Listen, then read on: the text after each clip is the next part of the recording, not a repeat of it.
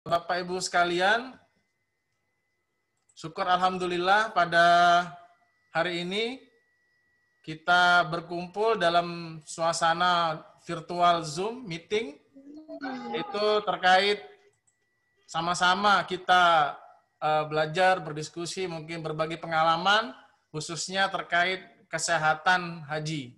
Ya. Alhamdulillah akan hadir bersama kita beberapa narasumber, 5 narasumber yang kita hadirkan, yang semoga dengan acara ini nanti kita akan menambah wawasan kita. Ya, sebentar Pak Ibu ya.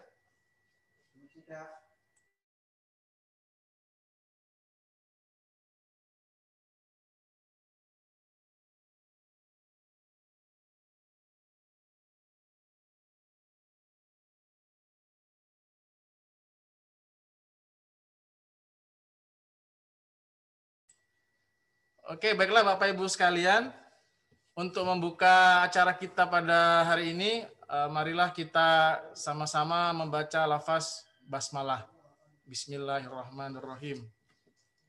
Bapak Ibu sekalian, untuk sesi pertama ini,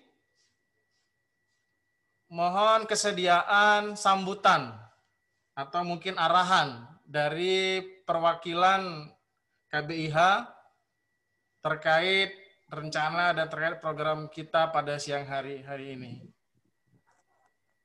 Mohon izin yang mewakili dari KBIH atas nama Pak Muhammad Romli, Pak ya. Saya unmute dulu Pak ya, Pak Muhammad.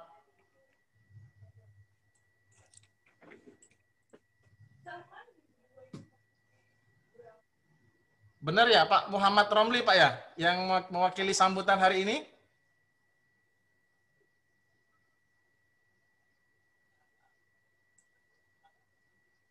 Ya, silakan dipencet itunya Pak Muhammad Romli. Unmute-nya. Ada tulisan unmute Pak. Pak Muhammad Romli. Ya. Ya, oke. Kedengaran Pak? Siap. Ya. Baik Pak. Assalamualaikum warahmatullahi wabarakatuh. Waalaikumsalam warahmatullahi wabarakatuh.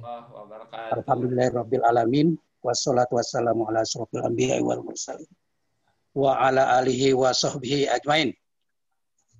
Alhamdulillah sebenarnya saya nggak dari KBIH tapi termasuk jamaah.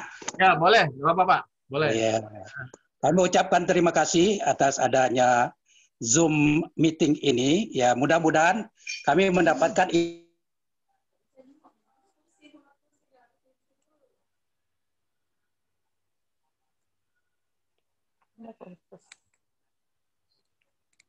Ya, lanjut Pak. Kayaknya terputus ya.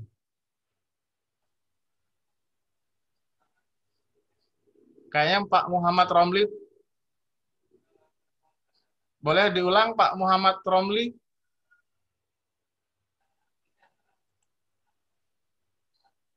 Pak Muhammad Romli. Boleh diulang?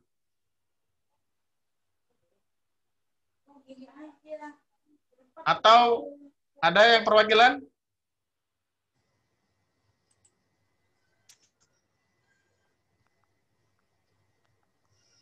Ada yang perwakilan boleh untuk memberikan sambutan? Boleh mengangkat tangan? Nanti saya unmute. Sepertinya terputus dengan Pak Muhammad Romli tadi.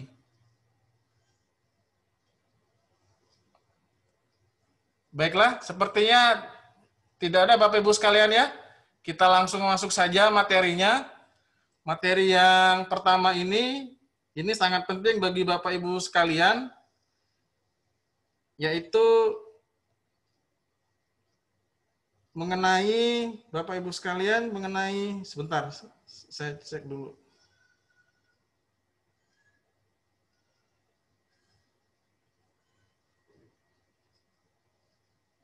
Sesuai jadwal yang telah kita susun,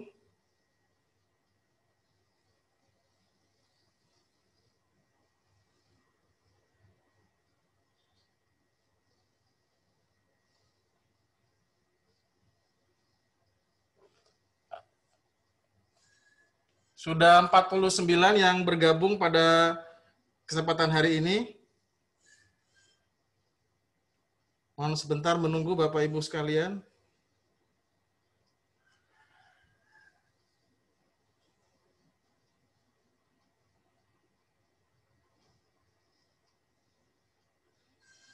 Baiklah, untuk narasumber pertama, ini sangat penting sekali Bapak Ibu sekalian, kami mintakan yang terhormat kepada Ibu Dr. Hajah Fenty Aprina MKes. Beliau sehari-hari bertugas di Rumah Sakit Ernaldi Bahar. Dan untuk pengalaman bertugas sebagai kesehatan haji, beliau mempunyai banyak pengalaman, dan juga pada kesempatan yang berbahagia ini, Ibu Dr. Hajah Fenty akan memberikan materi tentang pentingnya kita membiasakan PHBS, perilaku hidup bersih dan sehat bagi jemaah haji. Kepada Ibu Dr. Hajah Fenty kami berikan waktu 10 menit untuk memberikan materinya. Kepada Ibu Dr. Fenty kami unmute terlebih dahulu.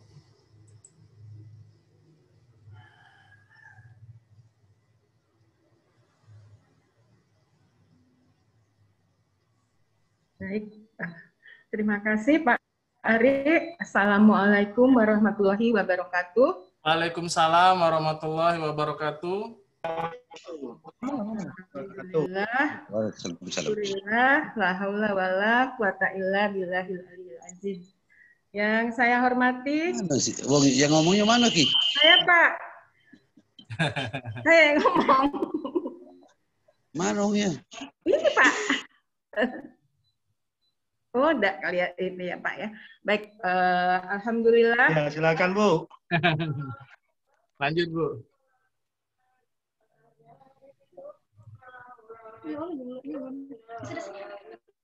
Dipencetnya Bu, Dr. Fenty, unmute-nya tadi terpencet. Ya. Sudah. Tadi di sana. Ada. Ya. Ya, lanjut. Baik, ini alhamdulillah siang hari ini kita ketemu untuk sama-sama kita memperkaya diri kita, terutama para calon tamu Allah, bagaimana nanti kita bisa melakukan seluruh aktivitas kita di Tanah Suci nanti dengan prima. Jadi kita bisa menjalankan seluruh rangkaian ibadah haji kita secara sempurna. Baik Pak Ari, mungkin slide saya bisa yang kemarin, bisa dibantu Pak Ari? Nah, baik. Jadi bagaimana kita menjadi haji sehat, haji mabrur melalui perilaku hidup bersih dan sehat. Lanjut. Nah, apa itu perilaku hidup bersih dan sehat? Lanjut Pak Ari. Nah, karena memang ibadah haji itu adalah ini ya, ibadah haji itu merupakan ibadah fisik yang membutuhkan kondisi kesehatan yang prima, sehingga seluruh jemaah tersebut harus dapat menunaikan seluruh rangkaian rukun, wajib, dan sunnah hajinya dengan sempurna. Jadi karena kalau kita apalagi yang wajib haji tidak bisa kita lakukan sempurna, maka ibadah haji kita juga akan menjadi terhambat.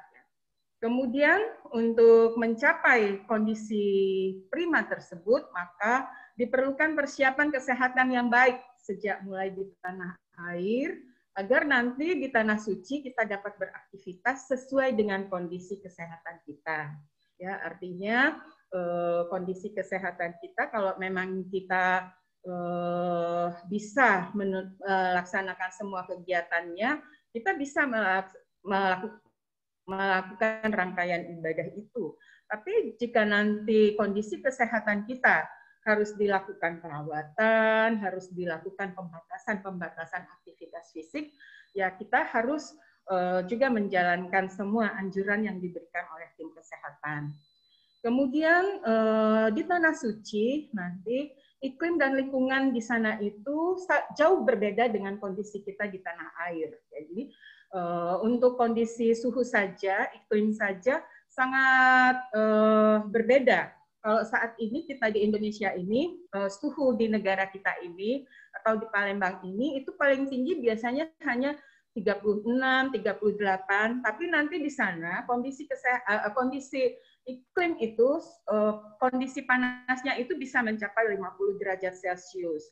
Apalagi untuk tahun ini, 2021 nanti, perjalanan ibadah haji kita itu masih berada di pertengahan tahun. Jadi antara Juni sampai bulan awal Agustus. Jadi itu masih di pertengahan tahun dan kondisi matahari sedang berada di puncaknya. Jadi kondisi iklimnya masih sangat tinggi. Kemudian juga hal-hal tersebutlah yang bisa menjadi pencetus gangguan kesehatan. Ya, jadi berbeda. Kalau biasanya kita di Palembang atau di rumah itu kita hanya di kamar berdua dengan pasangan kita, tapi nanti di sana di dalam satu kamar bisa berisi 5 sampai 6 orang dengan berbagai sifat, berbagai karakter yang sulit kita bisa samakan. Jadi itu juga yang bisa menjadikan faktor-faktor pencetus gangguan kesehatan para jemaah itu. Oleh karena itu, perlu penerapan perilaku hidup bersih dan sehat bagi semua jemaah selama di Tanah Suci. Next, Pak Ari. Perilaku hidup bersih dan sehat itu merupakan suatu kondisi ya di mana seseorang mempunyai kebiasaan dan kemauan untuk menjaga kondisi kesehatannya dengan menjaga kebersihan diri sendiri, kemudian kebersihan dan kesehatan lingkungan sekitar, kenyamanan, dan tidak melakukan hal-hal yang dapat menimbulkan gangguan kesehatan, baik bagi dirinya maupun orang lain. Ya, lanjut, Pak Ari. Nah, ini saya mencoba membagi bagaimana PHBS untuk jemaah haji itu di Tanah Suci. Ya, yang pertama itu adalah menjaga kesehatan diri sendiri. Jadi membiasakan untuk menjaga kesehatan diri sendiri.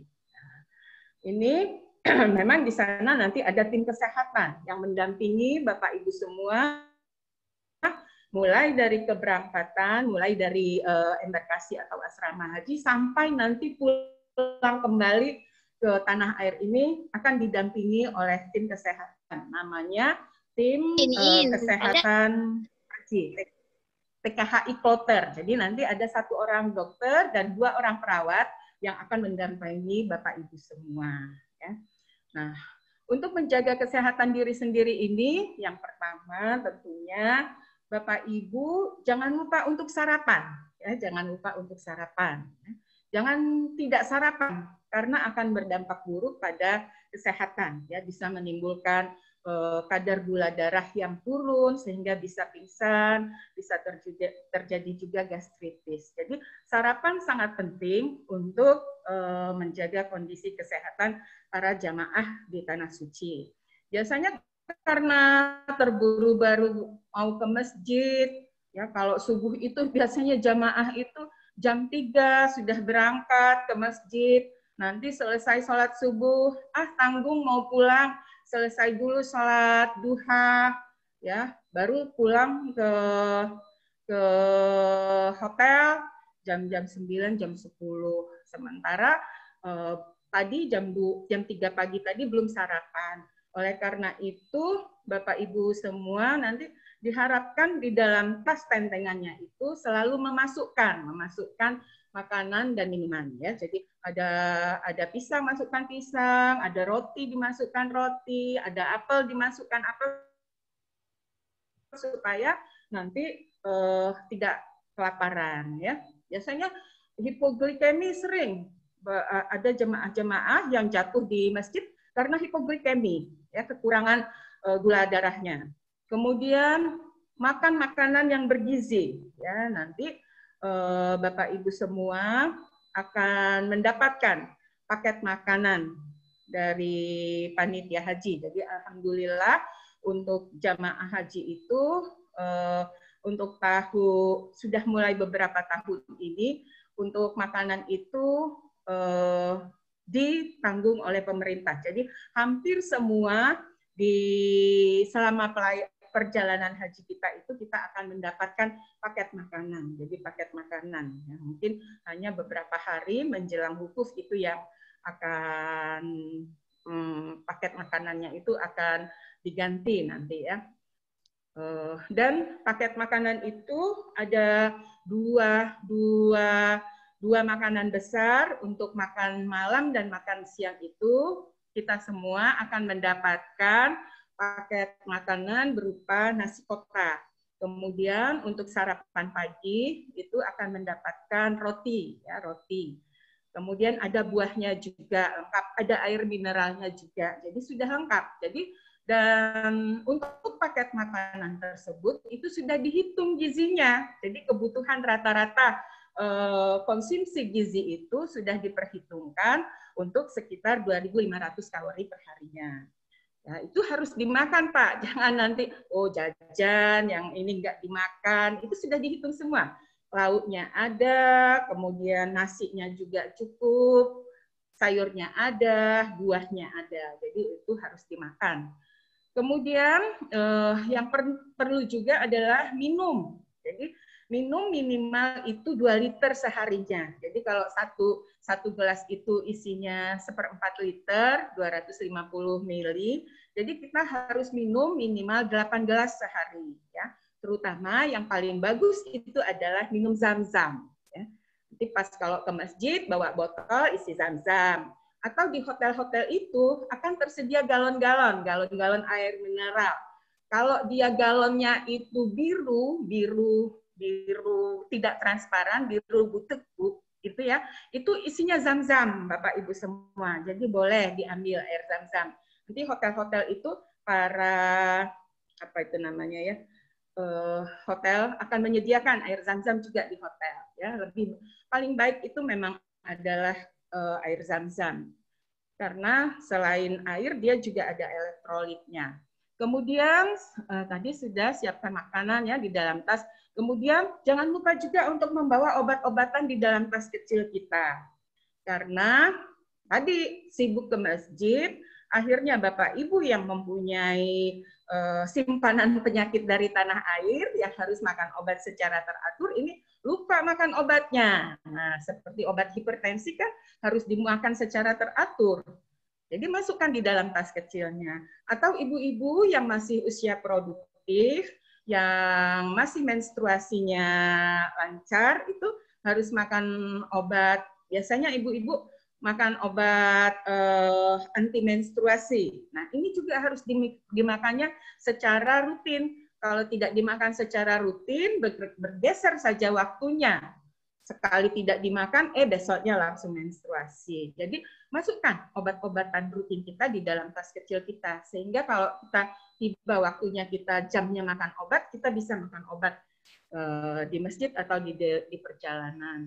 Kemudian juga yang penting, makan buah dan sayur. Ya, banyak bapak-bapak yang karena takut makan banyak buah dan sayur, males makannya, akhirnya timbul sembelit ya seperti itu. Ini ya, jadi harus makan buah dan sayur. Kemudian jangan lupa juga untuk minum vitamin, ya, vitamin supaya segar, bugar, ya. Dan minum oralit, ya, minum oralit. Nanti kita di embarkasi itu akan mendapatkan oralit. Itu diminum, terutama nanti pada saat kita berada di Armina, waktu di Arafah, di Mina, ya, itu minum oralit. Karena apa? Pengeluaran cairan tubuh kita, baik itu melalui kencing atau melalui keringat, itu tidak saja air yang keluar, tetapi juga ada elektrolit, dan elektrolit ini itulah yang digantikan dengan minum oralit. Mohon maaf dok, 2 menit lagi dok ya. 2 menit lagi ya, harus lebih cepat ya, sorry. Kemudian makan obat secara teratur, ya. Dan jangan lupa untuk rajin memeriksakan diri ke petugas kesehatan. Jadi kami bertiga, ada dokter, 2 perawat itu akan mendampingi Bapak Ibu semua dan akan memberikan pelayanan selama 24 jam. Jadi jangan jangan apa ya, karena seringnya ke masjid atau sering keluar terus, akhirnya tidak sempat untuk bertemu dengan tim kesehatan. Kemudian tidak merokok dan jangan lupa untuk istirahat yang cukup. Lanjut Pak Arif. Nah, ini kemudian yang penting juga adalah menjaga kebersihan diri sendiri. Ya, salah satunya dengan membiasakan cuci tangan. Jadi membiasakan cuci tangan dengan sabun dan air mengalir atau menggunakan hand sanitizer. Jadi ini karena semua kita kan beraktivitas menggunakan tangan, mencet lift, megang botol minuman, megang handle pintu. Oleh karena itu kita harus sesering mungkin untuk melakukan cuci tangan pakai sabun. Jadi ada 6 langkah cuci tangan pakai sabun, ya, telapak tangan, kemudian punggung tangan kiri kanan, sela-sela jari tangan, ujung-ujung gerakan mengunci, membersihkan jempol dan ujung-ujung jari tangan. Nanti kita akan lebih perdalam lagi mengenai langkah cuci tangan ini. Kemudian untuk menjaga kebersihan kamar ya dan membuang sampah pada tempatnya. Nah, ini juga yang penting adalah membiasakan selalu menggunakan APD. Ya, tadi kondisi yang panas, kemudian debu-debu juga, anginnya kuat juga sehingga debu-debu itu akan mudah terhisap. Jadi memakai Bapak Ibu semua harus membiasakan pakai masker ya, apalagi sekarang kita dalam kondisi pandemi. Jadi masker itu kalau sebelumnya di Tanah Suci itu masker hanya dipakai kalau kita mau keluar, jadi keluar dari hotel. Nah, sekarang memakai masker itu kalau ada orang yang bersama kita itu harus kita gunakan masker ya. Jadi kalau kita ngomong dengan orang, ketemu dengan jadi walaupun di dalam kamar nanti kan isinya orang 6 misalnya, harus kita tetap gunakan masker. Kemudian memakai alas kaki, sepatu, sandal, nanti mungkin di materi yang selanjutnya ini akan lebih dijelaskan oleh pemateri yang berikutnya. Lanjut. Nah, kemudian juga waspada terhadap kondisi kesehatan. Ya, jadi karena di sana nanti suhunya sangat tinggi, kemudian kelembabannya juga tinggi, sehingga kita tuh di sana itu sebetulnya mengeluarkan cairan banyak, tapi kita tidak merasa haus, ya, sehingga bisa terjadi dehidrasi. Ya, ini juga nanti akan dijelaskan lebih lanjut oleh pemateri berikutnya. Jadi Bapak Ibu harus memantau kondisi urin. Nah, ini juga haji, ya, paling penting itu haji itu adalah wukuf di Arafah. Oleh karena itu, persiapkan kondisi kesehatan kita untuk pelaksanaan wukuf di Arafah ini ya. Jadi selama proses Armina ini, jadi di Arafah, di Musdalifah dan di Mina. Ini merupakan kondisi yang sangat melelahkan dan harus penuh kesabaran. Ya, antri kamar mandi, nanti mau melontar, kadang-kadang yang nenek-nenek, mau ikut jalan, melontar sampai perjalanan yang jauh. Melontar itu bisa minta diwakilkan sama jemaah-jemaah yang lainnya. Mungkin itu ya yang dapat saya sampaikan. Terima kasih. Mohon maaf apabila di penyampaian ini ada kekurangan. Dan pada Allah saya mohon ampun. Billahi taufiq wal hidayah. Wassalamualaikum warahmatullahi wabarakatuh. Waalaikumsalam warahmatullahi wabarakatuh. Terima kasih Ibu Dr. Haja Fenty Amrina MKes yang telah memberikan materi yang luar biasa bagi kita, Bapak Ibu Majelis sekalian, tentang membiasakan PHBS, perilaku hidup bersih. Semoga nanti kita bisa untuk melaksanakannya nanti, baik dalam kehidupan sehari-hari. Baiklah Bapak Ibu sekalian, untuk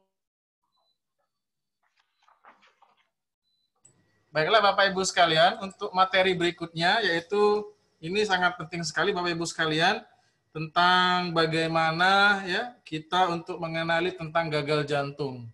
Ini akan dibawakan langsung oleh salah seorang dokter yang bekerja sehari-hari di Rumah Sakit Muhammad Hussein, ya, Ibu Dr.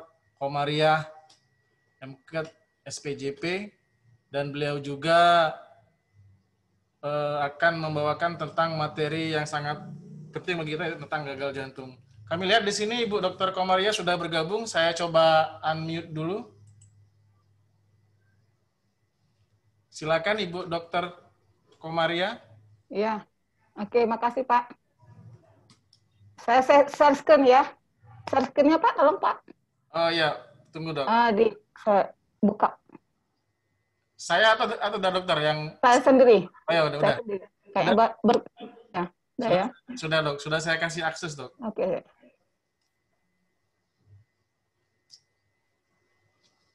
Udah kelihatan? Lagi proses dok.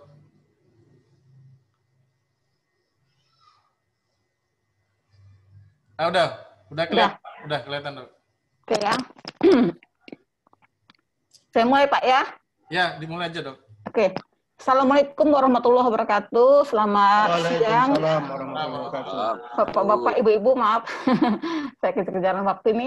Perkenalkan, nama saya Dr. Komaria, spesialis jantung dan pembuluh darah. Saya adalah calon PPIH daerah kerja nanti tahun 2021 tahun depan ya, di daerah kerja Mekah. Harusnya tahun ini kita berangkat ya.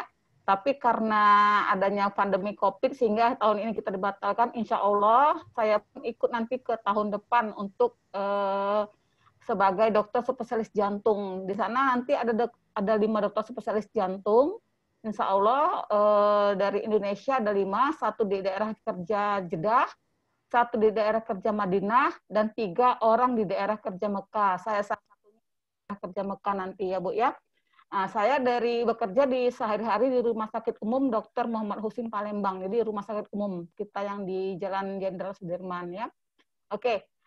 Tidak banyak lagi saya ngomong, ini materi saya tentang hari ini adalah tentang deteksi dini penyakit gagal jantung ya.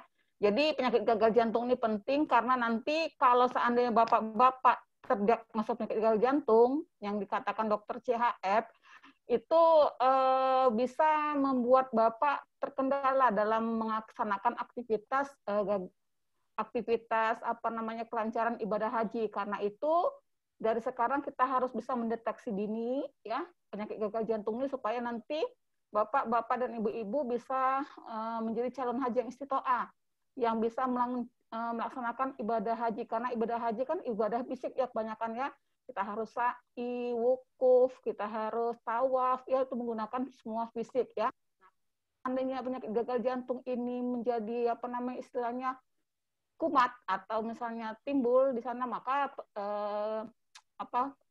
ibadah-ibadah itu sulit kita lakukan ya. Karena itu kita harus menjaga jangan sampai di sana nanti penyakit gagal jantung yang ibu bapak mungkin ada gitu kan, atau mungkin belum terdeteksi sehingga bisa timbul pada waktu kita melaksanakan ibadah haji. Nah, mudah-mudahan semua tidak ada penyakit gagal jantung, mudah-mudahan bapak-bapak dan ibu-ibu bisa menjadi seorang calon haji yang istitoah sehingga bisa menjadi haji yang mabrur ya.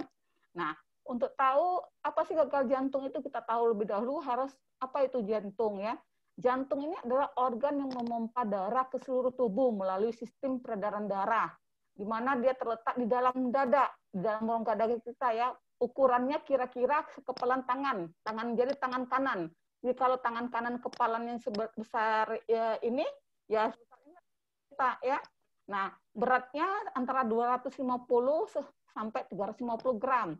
Nah, setiap hari itu jantung tuh bisa berdetak 100 kali per hari, di mana dia bisa memompa darah ini sebanyak 6 liter setiap menitnya. Jadi 6 liter ya Pak ya, darah setiap menitnya dia bisa memompakan ya. Oke. Selanjutnya, nah bagaimana, di manakah posisi jantung itu? Posisi jantung itu berada di tengah rongga dada ya. Di tengah itu agak posisinya ke kiri, lihat posisinya di daerah dada. Di tengah agak ke daerah kiri, makanya kalau seandainya nyeri dada itu, nyeri dadanya berada di tengah dada, agak ke kiri gitu ya, karena posisinya seperti ini posisi jantungnya ya. Dia dilindungi oleh tulang dada dia dilindungi kanan kirinya oleh paru-paru, tulang belakang ya. Oke. Nah, apa itu gagal jantung? Dikatakan gagal jantung itu kalau jantung gagal melaksanakan fungsinya. Fungsinya sebagai apa jantung ini? Fungsinya adalah memompakan darah ke seluruh tubuh ya. Ini kan dipompakan ke seluruh tubuh untuk memenuhi kebutuhan tubuh terhadap oksigen dan nutrisi. Jadi situ ada oksigen, ada makanan, zat-zat makanan. Nah, kalau seandainya gagal dia memompakan darah, mengedarkan darahnya ke seluruh tubuh, maka terjadi kegagalan juga dalam pemenuhan kebutuhan tubuh akan nutrisi dan oksigen. Nah, akibatnya apa? Akibatnya akan terjadi hal-hal yang fatal. Fatal ya termasuk gangguan pada organ-organ lain seperti ginjal, otak, ya, dan organ-organ tubuh lainnya yang vital ya. Nah, penyebabnya apa gagal jantung? Banyak penyebabnya. Salah satunya yaitu yang paling sering adalah penyakit jantung koroner atau kita sering-sering serangan jantung ya, darah tinggi ya, tekanan darah tinggi, penyakit katup. Jadi jantung katup itu rusak oleh karena infeksi, bisa juga karena kerusakan otot jantung, bisa juga karena infeksi pada otot jantung seperti miokarditis atau penyakit jantung bawaan. Nah, penyakit-penyakit lain yang bisa menyebabkan penyakit jantung apa? Diabetes, ya, anemia, penyakit tiroid itu bisa menyebabkan penyakit jantung. Apalagi kalau seorang itu menderita menggunakan alkohol, itu bisa menyebabkan penyakit jantung akibat daripada alkohol. Nah, inilah tanda-tanda dan gejala-gejala dari gagal jantung. Pertama kali yang kita rasakan yaitu sesak nafas. Nah, kalau sesak nafas bagaimana kita mau aktivitas ya? Berjalan satu langkah aja sesak nafas, duduk aja sesak nafas misalnya kan. Atau malah yang jelek-jelek berbaring aja sesak nafas gitu kan. Harus duduk gitu ya.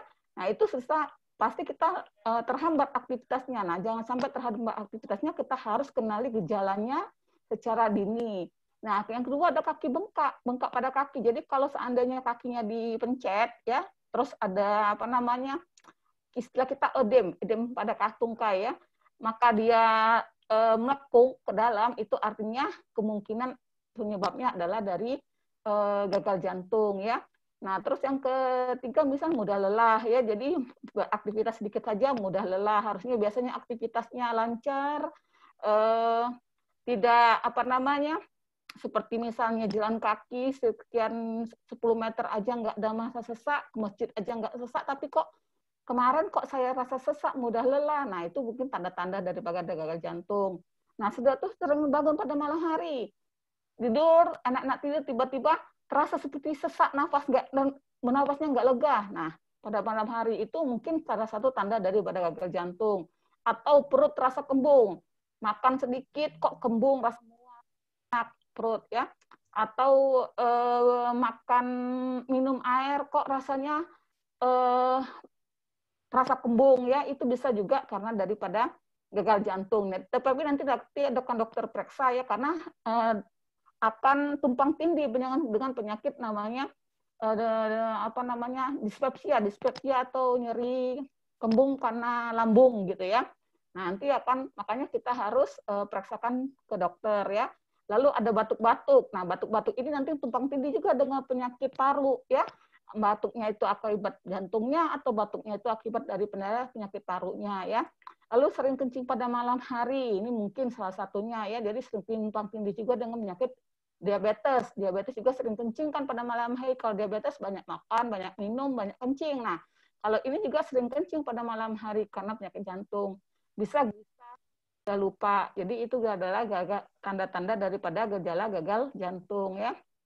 Nah, seperti ini gambarannya. Ini kakinya bengkak. Jadi ada edem pada daerah tungkai ya.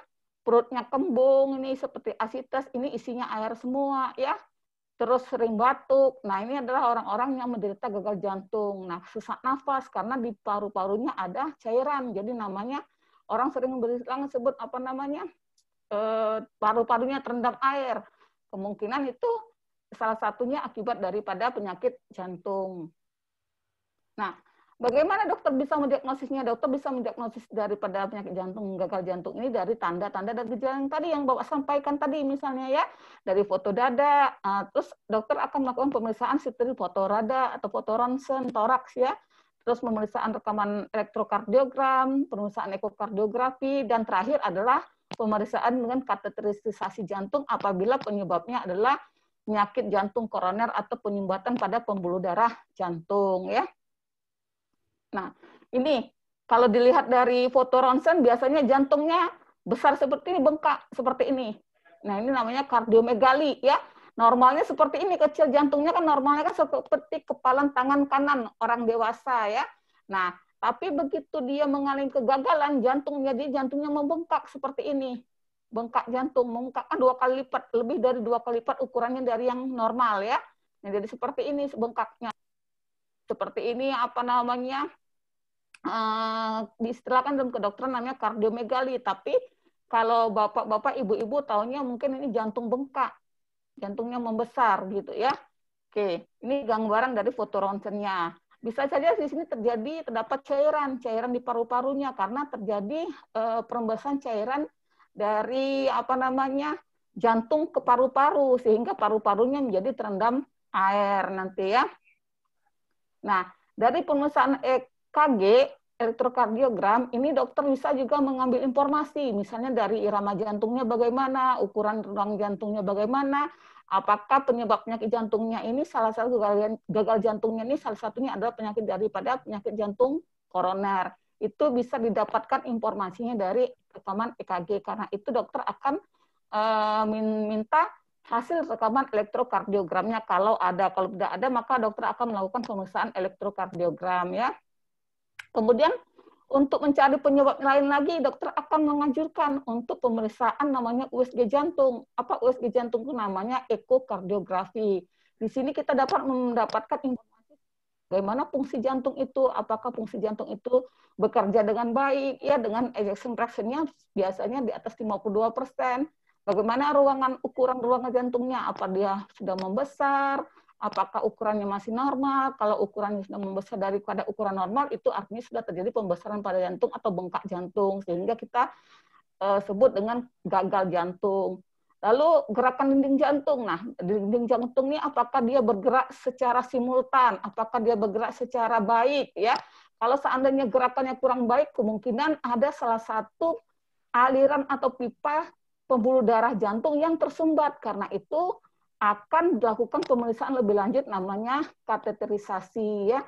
Selain itu dilihat bagaimana katup jantung. Jadi katup itu pintu-pintu jantung, pintu dan jendela pada jantung apakah mengalami kerusakan, karena bisa mengalami kerusakan akibat daripada infeksi. Infeksi apa? Salah satunya adalah infeksi pada gigi atau pada tenggorokan yang bisa menyebabkan atau menyerang, kumannya menyerang pada katup jantung ya. Nah, ini pemeriksaan terakhir, kateterisasi jantung, apabila penyebab jantungnya itu adalah penyakit jantung koroner atau penyumbatan pembuluh darah jantung, di mana di sini kita bisa mengukur tekanan di dalam ruang-ruang jantung dan melihat keadaan pipa atau pembuluh darah arteri koroner yang memperdarahi otot jantung ya. Nah, komplikasi-komplikasi apa saja yang terjadi kalau kita terjadi gagal jantung, yaitu terjadi cairan, penumpukan cairan di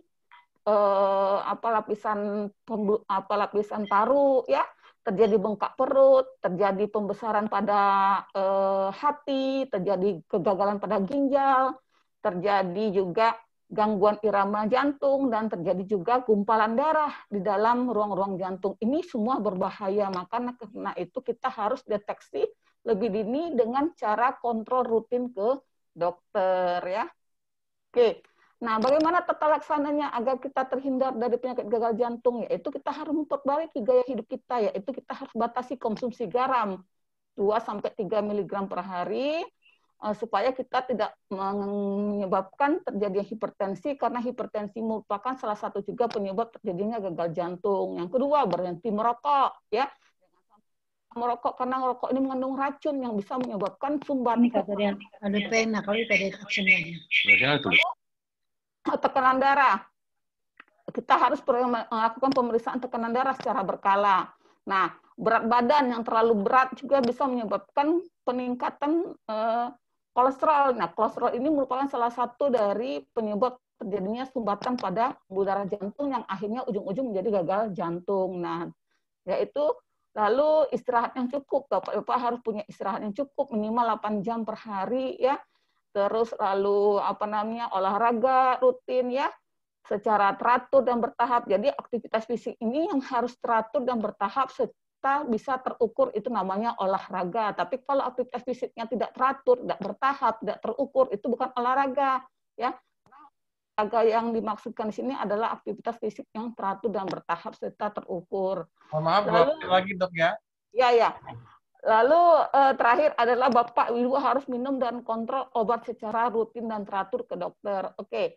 Selain daripada upaya jantung ini, ada penyakit lain yang sering dialami oleh jemaah haji kita, yaitu hipertensi, tekanan darah tinggi, di mana pencegahannya juga harus kontrol rutin teratur ke dokter ya. Batasi penggunaan makanan yang asin ya, hindari rokok, semua sama pencegahannya ya. Banyak makan sayur dan buah serta hindari minuman-minuman bersoda. Lalu penyakit jantung koroner juga seperti itu ya, jadi sering-sering konsultasi ke dokter, minum obat secara teratur ya. Perbanyak makan buah dan sayur, serta hindari stres dan hindari rokok, serta istirahat yang cukup. Itu saja dari terima kasih. Terima kasih Dr. Komaria yang Ya, telah memberikan materi yang sangat penting pada siang hari ini. Mohon maaf, di share screen-nya di off-kan, Dok? Ya, oke. Ya, Alhamdulillah. Baiklah, kita langsung menginjak ke materi yang ketiga, Bapak Ibu sekalian, yaitu materi ketiga ini akan dibawakan oleh Bapak Haji Yatiman, Eskepnes Mkes. Beliau sehari-hari perawat bertugas di Rumah Sakit Ernaldi Bahar, dan pada siang hari ini beliau akan membawakan materi tentang pentingnya menjaga kesehatan jiwa bagi jamaah haji. Baiklah, untuk Bapak Haji Yatiman, saya akan unmute terlebih dahulu. Atau bisa unmute sendiri, Bapak Yatiman? Saya cek dulu. Oh ya, oke. Ya, sudah saya unmute, Pak Haji Yatiman. Ya, terima kasih atas kesempatannya. Assalamualaikum warahmatullahi wabarakatuh. Waalaikumsalam warahmatullahi wabarakatuh. Perkenalkan, saya Yatiman. Saya seorang perawat di Rumah Sakit Ernaldi Bahar, ya, rumah sakit jiwa. Saya stafnya Dr. Fenty. Kebetulan tahun ini, insya Allah bersama Bapak Ibu sekalian, saya akan menjadi petugas PPIH bersama Dr. Komaria juga di KKHI Mekah, tentunya di ruang psikiatri ya. Saya seorang perawat jiwa. Jadi materi kali ini saya akan sedikit menyinggung tentang itu kesehatan jiwa ya. Gangguan pada jemaah haji yang biasa terjadi ya. Jadi Bapak Ibu sekalian, bahwa manusia ini terdiri dari fisik dan jiwa. Apabila salah satunya terganggu, tentu akan menjadi masalah ketika kita nanti melakukan ibadah haji. Bapak Ibu sekalian, ketika saya menjadi petugas, di setiap harinya di KKHI Mekah itu ada sekitar hampir seluruh tempat tidur itu terisi oleh jemaah yang mempunyai gangguan jiwa. Salah satunya adalah ada yang gangguan jiwa berat. Gangguan jiwa berat adalah gangguan jiwa yang ditandai dengan kemampuan menilai realitas yang sangat buruk. Umpamanya ada bicara sendiri, seperti dalam gambar ada salah seorang jemaah yang pada saat itu tiba-tiba mengamuk, kemudian bicara sendiri, depresi, dan lain-lain. Tentunya hal-hal seperti ini akan mengganggu, bahkan akan membuat jemaah itu untuk tidak bisa pergi ke Arafah, atau hajinya bisa jadi bisa paribukuf, atau hajinya akan dibadalkan. Lanjut Mas Ari. Yang kedua adalah demensia. Ini juga gangguan demensia ini sering terjadi. Bahkan jemaah kita yang sudah sangat sepuh itu seringkali ini menjadi masalah yang terjadi. Di setiap kloter itu biasanya ada 2-3 orang yang mengalami demensia. Demensia itu adalah pikun, kemudian sering lupa, bahkan dia lupa dengan teman, dengan saudara, dengan istri, dengan petugas, dan pokoknya mereka mempunyai kemunduran proses berpikirnya. Lanjut Mas Ari. Lanjutnya adalah kecemasan. Ya. Kecemasan ini sering muncul, bahkan hampir dari kebanyakan kita, kebanyakan jemaah itu mempunyai kecemasan. Munculnya kecemasan atau khawatir yang berlebihan dan tidak terkendali terhadap hal atau kondisi, ya. Dan kecemasan ini biasanya jemaah tidak takut tapi tidak mengenali apa yang menjadi masalahnya. Gejalanya bisa rasa cemas, muncul pikiran yang berlebihan, kemudian dia merasa ada gangguan tidur, merasa mudah tersinggung, kemudian gugup, ragu-ragu, takut akan berbuat sesuatu, kemudian sulit untuk berkonsentrasi. Silakan Mas Ari.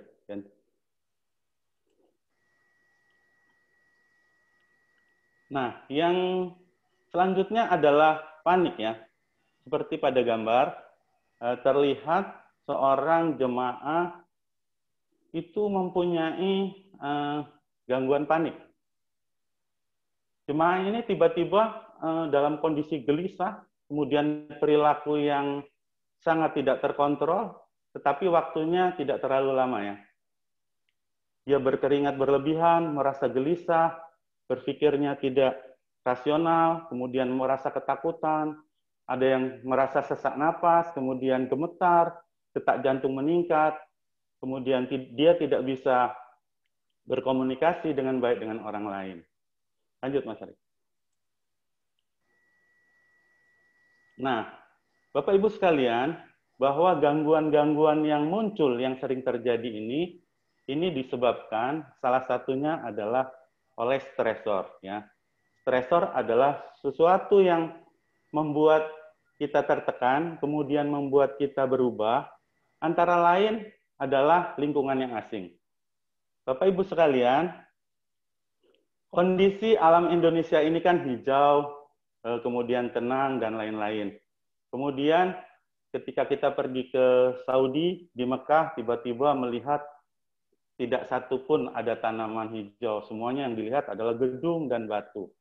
Situasi-situasi asing seperti ini itu bisa menimbulkan gangguan di perasaan kita. Kalau di Palembang ini melihat orang ya seperti saya, seperti Mas Ari. Tiba-tiba ketika kita di sana melihat orang besar, tinggi, hitam begitu. Jadi kan ibu-ibunya orang Indonesia biasanya melihat orang-orang Arab yang besar, tinggi, hitam itu kadang-kadang merasa takut dan cemas. Nah, kondisi-kondisi seperti ini, Bapak Ibu sekalian, itu juga bisa menimbulkan gangguan di perasaan kita. Kemudian, situasi yang rentan konflik, ya. Di Indonesia, Bapak Ibu sekalian, seperti yang dijelaskan oleh Dr. Fenty, kita, Bapak Ibu, tidurnya sama istri, berdua, dengan AC, dengan fasilitas yang lengkap, dengan kondisi rumah yang serba ada. Ketika di sana, kalau Bapak Ibu sekalian mendapatkan pemondokan yang kurang, istilahnya fasilitas kurang bagus, kemudian mau makan biasanya diladenin, Bu, di Indonesia sudah siap di atas meja. Sementara di sana kadang-kadang nasinya terlambat, bisa jadi terlambat. Ada yang seperti itu. Kondisi-kondisi seperti ini juga Bapak Ibu sekalian bisa membuat Bapak Ibu sekalian untuk menjadi stresor yang sangat tinggi, kemudian bisa mengalami gangguan. Kemudian kebutuhan, ya. Kebutuhan kita itu apabila kebutuhan rasa aman kita di Indonesia merasa semuanya tercukupi, kemudian kebutuhan makan minum segala macam tercukupi. Semua serba ada. Ketika di sana, mungkin ada orang yang mungkin berpangkat tinggi, kemudian seorang pejabat tinggi, semuanya serba disediakan. Ketika di sana, semua harus menyiapkan sendiri. Melihat WC-nya tidak bagus, kemudian dia merasa marah dan lain-lain. Nah, marah yang terpendam itu juga Bapak Ibu sekalian bisa membuat kita untuk menjadi stres. Kemudian rasa berdosa, ya. Rasa berdosa. Saya cerita sedikit, ada seorang jemaah saat tahun 2012 jemaah kami di KKHI Mekah itu mempunyai perasaan berdosa yang menurut kita tidak apa-apa.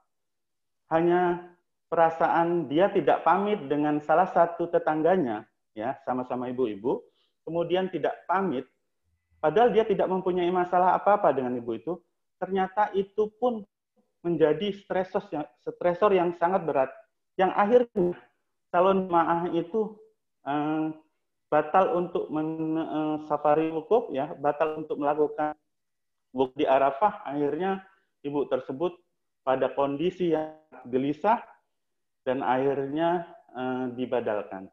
Nah, kondisi-kondisi seperti ini, stresor seperti ini, tentunya kalau kita tidak menjalani dengan ikhlas, tentunya akan menjadi masalah di kemudian hari.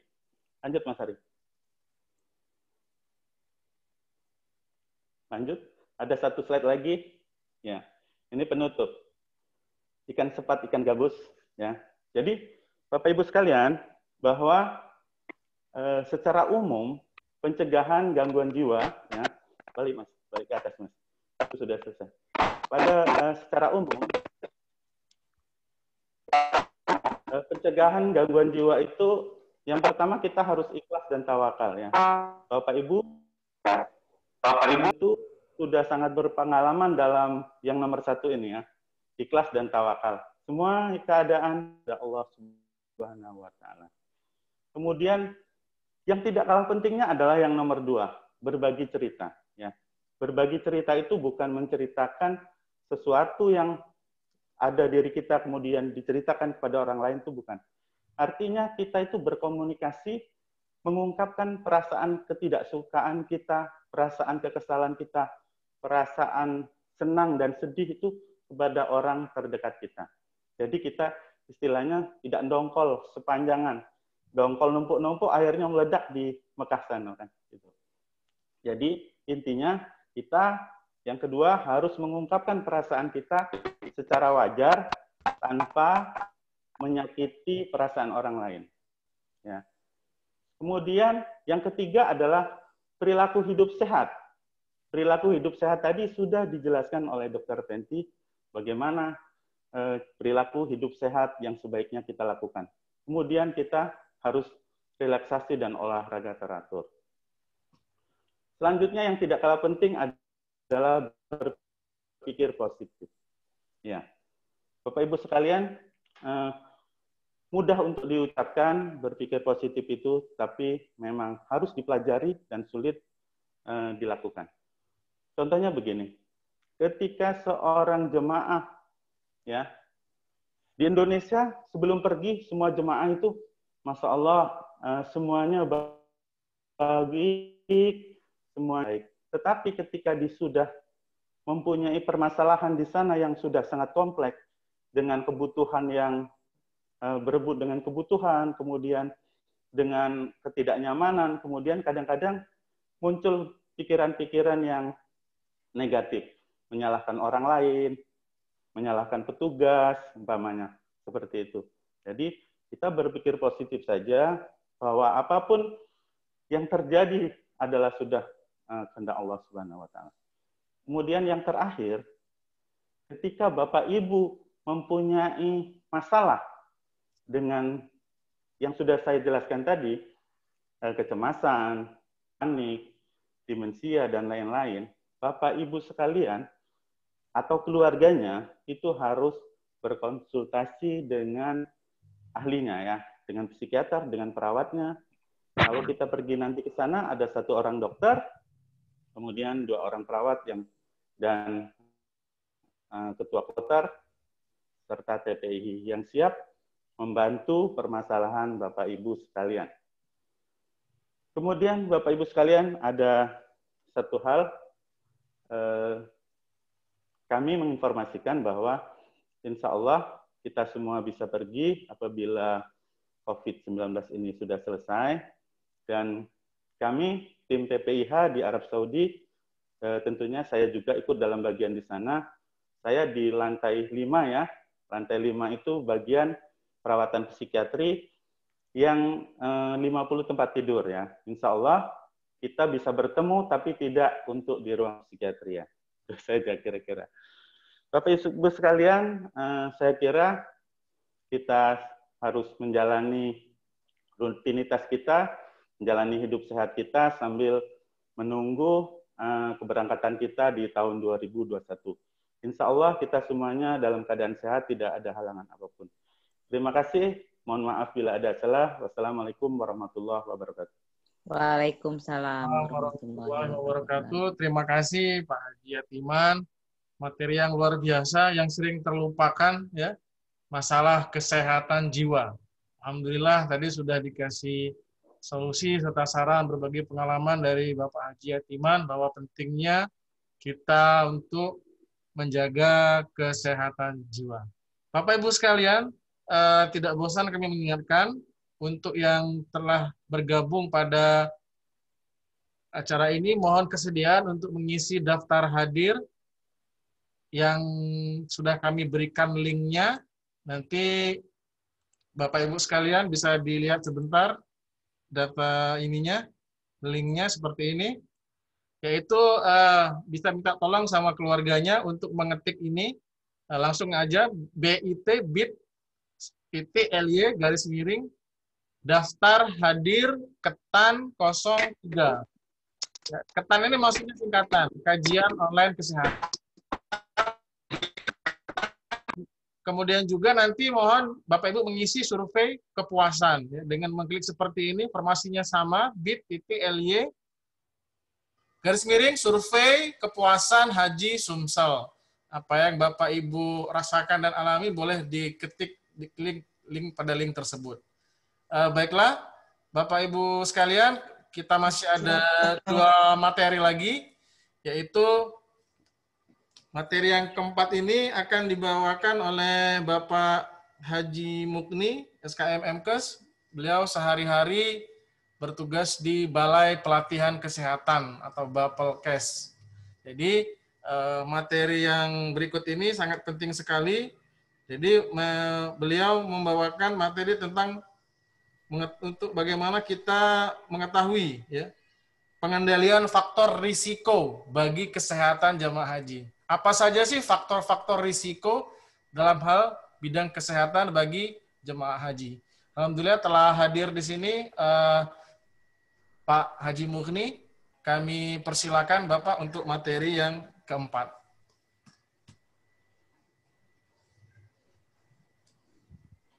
Baik.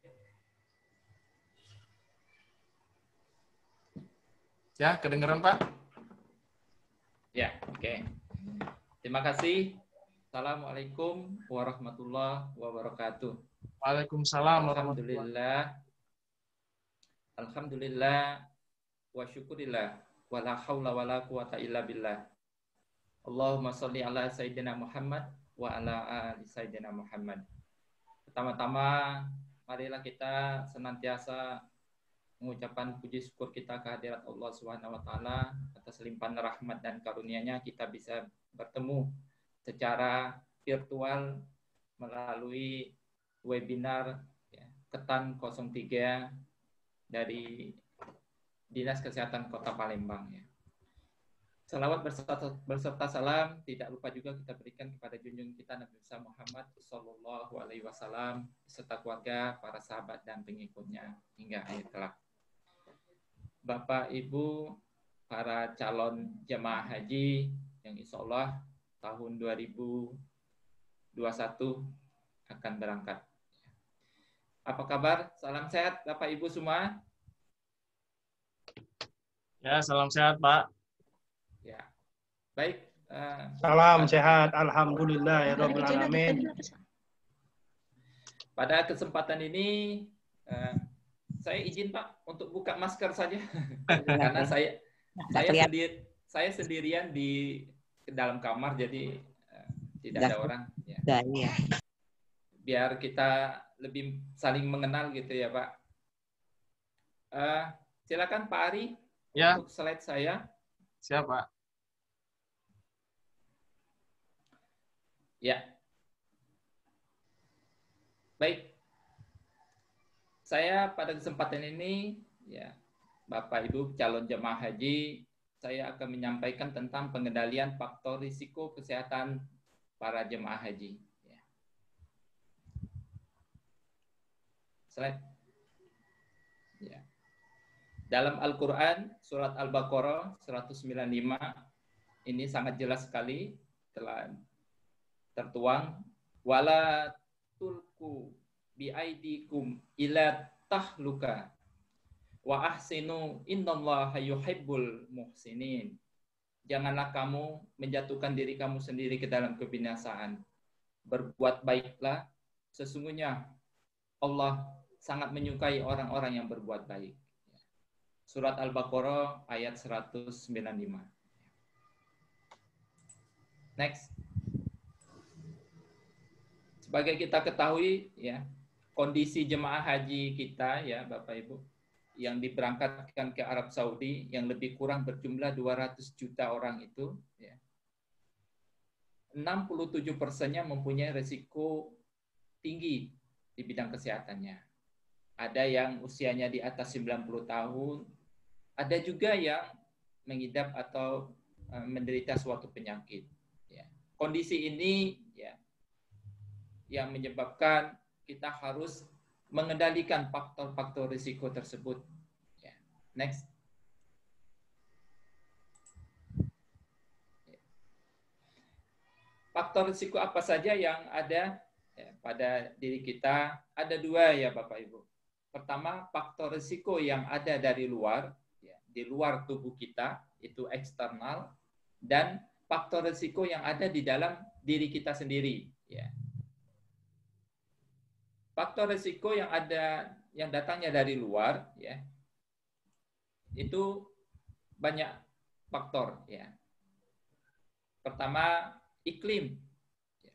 Kita ketahui bahwa iklim di Arab Saudi itu, ya, kalau panas, panasnya luar biasa. Kalau dingin pun luar biasa. Ya. Kebetulan untuk 2021 ini iklim cuacanya masih panas. Ya, sehingga suhunya bisa mencapai 50 derajat Celcius. Ya. Kemudian lingkungan. Ya. Lingkungan ini banyak, ya, Bapak Ibu. Ya. Lanjut terus, Pak Ari, di slide-nya. Ya. Ya. Kita ketahui bahwa, ya, di sana itu sangat ramai sekali, Bapak Ibu. Seluruh negara akan berkumpul di suatu tempat, ya, sehingga begitu banyak, ya, orang yang hadir di tempat itu. Dengan banyaknya hadir ini, maka banyak macam juga, ya, karakteristik, kebiasaan, dan penyakit yang ada.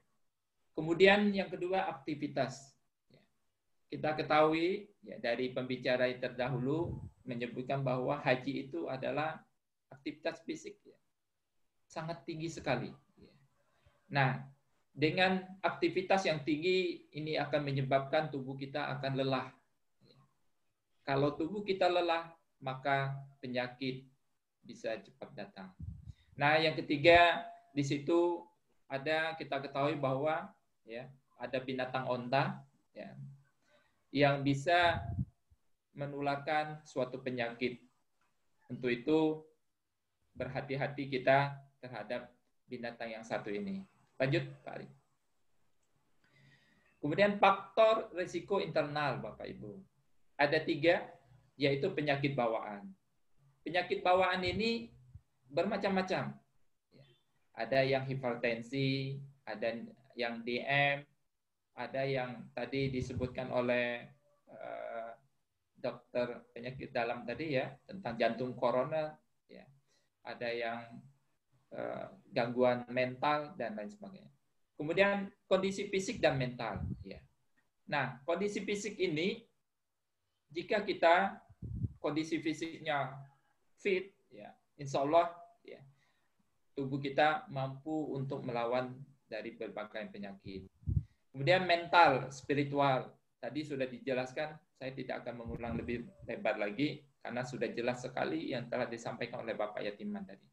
Kemudian sikap dan perilaku. Sikap, ya, ini yang perlu kita dan perilaku ini perlu kita waspadai, Bapak Ibu. Ada sikap dan perilaku yang kebiasaan merokok, ada juga kebiasaan dari para jemaah yang sayang dengan makanannya sehingga bersikap atau berperilaku sering menyimpan makanan gitu ya. Yang makanan pagi disimpan atau makanan siang disimpan dimakan malam dan lain sebagainya. Lanjut. Bagaimana kita cara menghindari faktor risiko tersebut? Ya. Pertama, untuk faktor eksternal. Terhadap iklim yang panas, jangan lupa Bapak Ibu, pakai APD, alat pelindung diri. Masker, payung, alas kaki, dan lain sebagainya. Ya. Itu kalau kita keluar ruangan dari kamar, silakan pakai masker. Kalau ada payung, kita pakai payung. Dan jangan lupa alas kaki. Yang kedua, gunakan semprot air. Nanti Bapak Ibu akan dapat ya, untuk semprot airnya. Jika terasa panas, semprotkan air ya ke kepala dan badan kita. Yang ketiga, keluar rumah itu atau keluar pondokan itu jika perlu saja. Ya. Kalau tidak perlu, Bapak Ibu cukup kita di pondokan saja atau di hotel saja. Kemudian yang berikutnya, lingkungan. Ya. Terhadap lingkungan ini, ya, sebisa mungkin kita hindari keramaian, sebisa mungkin. Walaupun mungkin kita tidak bisa menyendiri ya. Tapi sebisa mungkin kalau sudah kelihatan terlalu ramai, pilih yang tidak terlalu ramai. Kemudian cukup istirahat. Kalau sudah banyak kegiatan fisik, jangan lupa hari ini mungkin umroh, besok istirahat. Besoknya lagi kegiatan yang lain. Ya. Kemudian jangan lupa ya, jangan mendekati onta, apalagi berfoto atau minum susu onta, Bapak Ibu sekalian. Next. Ikuti anjuran dan nasihat petugas kesehatan. Ini yang penting ya, Bapak Ibu. Karena petugas kesehatan ada 5 orang itu, 1 dokter dan ada 3 orang, 1 dokter, 2 perawat, kemudian ditambah nanti ada petugas dari Kementerian Agama. Ya. Ikuti anjuran dan nasihat dari petugas-petugas kesehatan di kloter Bapak Ibu sekalian. Faktor internal. Untuk penyakit bawaan, jangan lupa ya, minum obat secara teratur. Tentunya kalau kita sudah ada penyakit, misalnya hipertensi, pastinya kita ada obat yang harus rutin kita minum. Ada DM, tentunya juga kita ada obat yang harus diminum. Jangan lupa ikuti anjuran dokter atau perawat. Misalnya yang punya DM, ya makannya harus hati-hati. Jangan semuanya harus dimakan. Berikutnya, kondisi fisik dan mental. Nah, kondisi fisik dan mental ini, ya, pertama, kurangi aktivitas yang berlebihan, Bapak Ibu. Secukupnya saja, ya. Kemudian istirahat yang cukup, dan jangan lupa berpikir yang positif. Selanjutnya, untuk sikap dan perilaku, ya, marilah kita bersikap sebagai tamunya Allah. Ya. Kalau sebagai tamu, tentunya kita juga harus menghormati tuan rumahnya dan berperilakulah yang sehat. Ya. Apa yang telah disampaikan oleh Dr. Haja Fenty yang pertama tadi. Pengendalian faktor risiko jemaah haji baik eksternal maupun internal yang kita lakukan itu tentunya untuk memberikan zona aman bagi jemaah haji. Ya. Ini harapan kita, ya. Semoga Bapak Ibu sekalian bisa melaksanakan ibadah haji dengan baik, dengan sesuai dengan rukun-rukunnya, dan mendapat predikat haji yang mabrur. Amin. Ya Rabbal Alamin. Demikian yang bisa saya sampaikan. Billahi taufik wal hidayah wal inayah. Wassalamualaikum warahmatullahi wabarakatuh. Waalaikumsalam warahmatullahi wabarakatuh. Terima kasih kepada Bapak Haji Mugni yang memberikan tips bagaimana kita untuk mengendalikan faktor risiko di sana selama menunaikan ibadah haji. Baiklah Bapak Ibu sekalian, materi yang terakhir kita dengarkan dari Bapak Haji Angga Nugroho, Eskepnes. Beliau ini sehari-hari bertugas perawat di RSUD Banyuasin. Dan beliau mempunyai pengalaman tugas tahun 2018. Dan insya Allah tahun depan beliau akan bertugas PPIH Arab Saudi, khususnya di bidang tim gerak cepat. Kepada Bapak Haji Angga, kami persilakan, kami unmute terlebih dahulu. 0823. Ya, silakan Pak Haji Angga. Terima kasih Bapak Abiari Hanan, telah menjadi moderator dan sekalipun host. Terima kasih juga atas sponsornya juga. Ini Zoom ini hadir bersama berkat dari Pak Abiari. Baiklah Bapak-Bapak Ibu sekalian, ini adalah materi terakhir. Tetap semangat ya Bu ya, masih semangat. Jangan lelah. Ini karena materi saya ini tentang kelelahan juga. Silakan di-share Pak Abiari. Ya, siap Pak. Ya, ini dia. Sebentar. Ya, KBIA Multazam ini termasuk banyak ya jemaahnya. Dari tahun 2018, 2019, setengah kloternya itu KBIH Multazam. Baiklah, langsung yang keduanya, next. Suara saya terdengar jelas ya Pak ya? Sangat jelas, Jos. Ya. Jelas. Ini di data saya, Ibu-Ibu Bapak sekalian, mungkin kalau ada yang daerah Banyuasin boleh mampir ke rumah sakit. Next, Pak Biari. Ya, gelombang jadwal keberangkatan KBIA Multazam tahun 2019, tahun kemarin, itu jemaahnya 231 orang. Kloternya kloter 11. Kemudian tanggal 19 Juli masuk jam 10 ke asrama haji. Kemudian tanggal 17 Juli 2019 jam 10 terbang ke King agak salah ya Pak ya, karena gelombang 1 itu di Madinah, Bandara Ama. Nah, saya lupa edit. Kemudian gelombang pertama juga tahun 2018, 152 jemaah.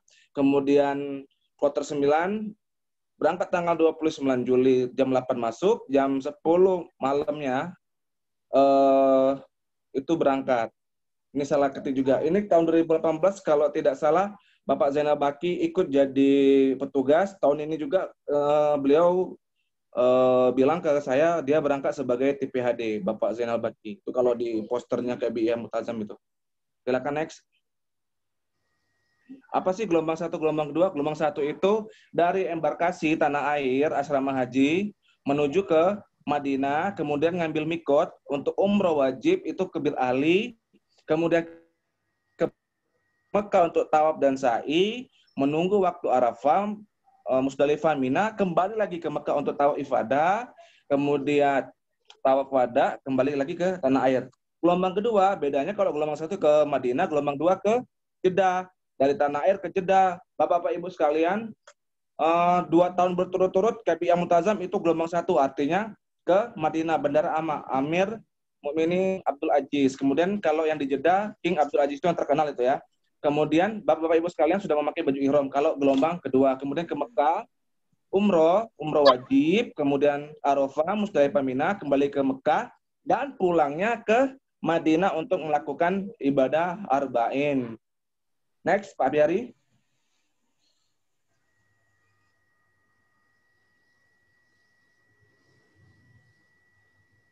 Nah, ini kondisi asrama haji. Jadi Bapak-Bapak nanti kumpul dengan tidak tahu ya dengan KBIH mana, dengan kabupaten mana. Next, Pak Biari.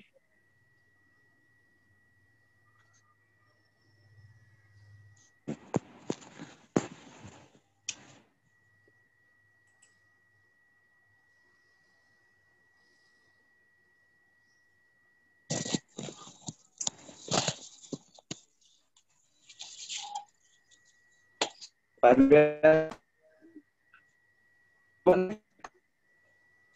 Terputus-putus Pak suaranya. Ya, ini masih putus-putus. Masih. Ini masih putus-putus ya? Ada, oke. Oke ya. Waktu tempuh dari Bandara Sultan Mahmud Badarudin 2 ke Bandara King Abdul Aziz maupun Bandara Amma yang saya bilang tadi ke Madinah itu 9 jam di udara. Bukan 9 jam di darat ya Bu ya. Kemudian jemaah di pesawat disarankan senam kecil di pesawat. Kenapa? Bapak Ibu sekalian itu akan duduk selama 9 jam.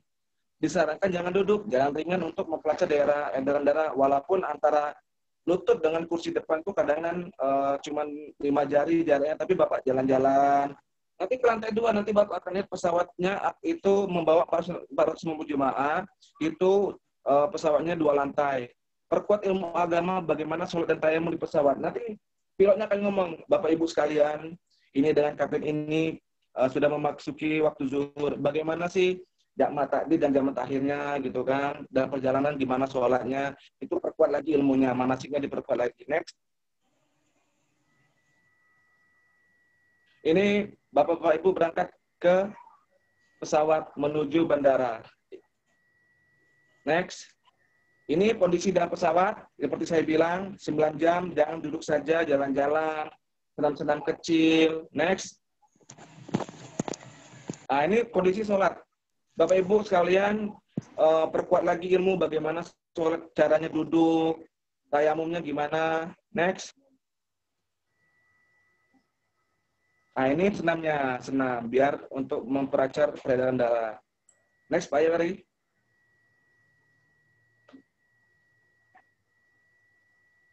Nah, ini Bandara King Abdul Aziz bagi gelombang 2. Jadi kalau gelombang 2 langsung ke Jeddah, langsung pakai baju ihram. Gelombang 1 ke Madinah dulu melaksanakan arba'in. Next. Ini Bandara Amma. Keren ya, Bandara Amma. Keren. Next.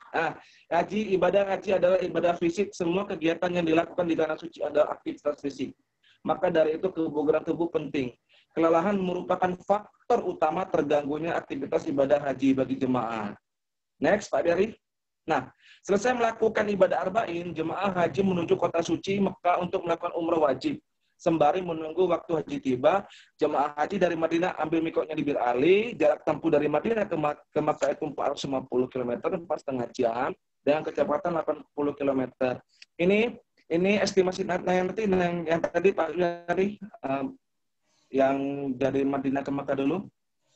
Ini estimasinya pas setengah jam. Saya berangkat sholat zuhur, itu arba'innya zuhur. Jadi kalau mulainya asar, 40-nya itu, arba'in itu kan 40 waktu ya Ibu Bapak. Jadi habisnya di zuhur, itu nyampe ke Makkahnya itu sekitar jam 10 atau jam 11 malam. Kenapa? Karena saya dapat malam Jumat. Kalau malam Jumat, kota Madinah itu, kota Mekah, kota Madinah, jalan tuh rame, Pak. Karena kenapa? Kalau di Indonesia kan malam minggunya yang rame, kalau itu malam Jumatnya. Jadi, begitu pentingnya kondisi fisik kita. Kenapa? Kita setelah nyampe di kota Mekah, itu nggak tidur, nggak leyah-leyah, langsung umrah wajib. Kalau di Madinah, Ibu Bapak, di hotelnya tidak ada nama-nama jemaahnya. Jadi, itu nanti kloter bagi kunci, nanti jemaah masuk ke kamar masing-masing, kesepakatan antara jemaah. Tapi kalau di Mekah, Ibu jangan khawatir nggak dapat kamar, itu ada nama-nama Ibu. Jadi saran saya, taruhlah koper kecil di depan kamar, nanti dibagi ke kartu, taruh. Masalah koper besarnya nanti umrah wajib dulu selesaiin, biar cepat istirahat. Next Pak Biari. Nah, dari Jeddah ke Mekah, setelah melakukan perjalanan kurang lebih 9 jam, jemaah menuju Mekah kurang lebih 2 jam. Perjalanan dan jemaah langsung melakukan umrah wajib. Hotel sudah ditentukan sesuai nama hotel seperti saya katakan tadi, dan kamarnya letakkan koper kecil di kamar dan langsung ke Masjid Haram untuk tawaf dan sa'i. Jadi, Bapak Ibu, perlunya kebugaran fisik dan fisik yang kuat ini, karena kenapa? Setelah Bapak selesai perjalanan 9 jam, ditambah lagi ke Jeddah ke Mekah itu kurang lebih 2 jam, itu berarti totalnya 11 jam ya. 11 jam Ibu tidak istirahat, kemudian Ibu tawaf dan sa'i. mengelilingi Ka'bah, kemudian sa'i dari Safa ke Marwah. Jadi benar-benar butuh kondisi fisik yang prima. Next, Pak Ibari.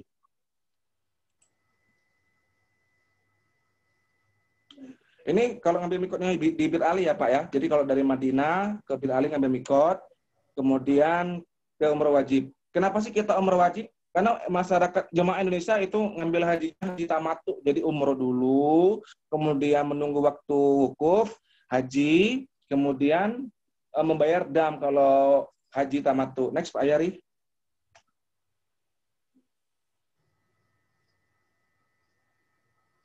Nah, saya akan jelaskan tawaf. Bisa ditunjuk kursornya Pak Haji di bagian dekat Ka'bah. Ini kalau Bapak Ibu gelombang 1 itu masih sekitar sepi lah. Jadi Bapak Ibu masih bisa kalau tawaf di pelataran Ka'bah, ini namanya pelataran Ka'bah.